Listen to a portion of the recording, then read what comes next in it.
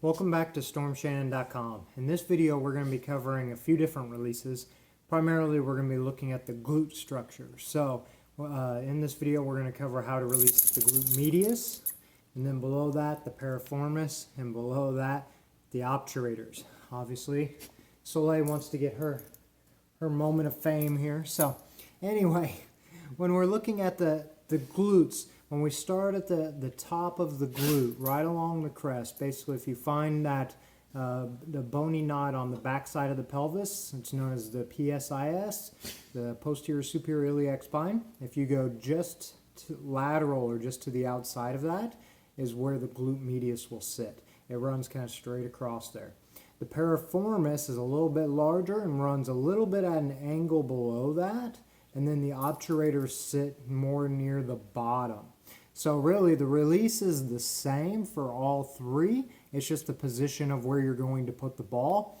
Usually you can let pain be your guide when I give you this release, because the particular muscle we're trying to release is most likely going to be painful.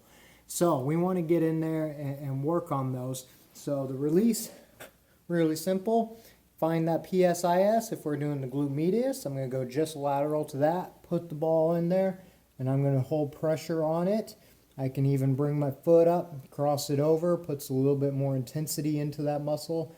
I can roll back and forth a little bit to break it up even more, and that will release it. I go until either the pain subsides or it's been about a minute or 2 minutes, somewhere in that neighborhood.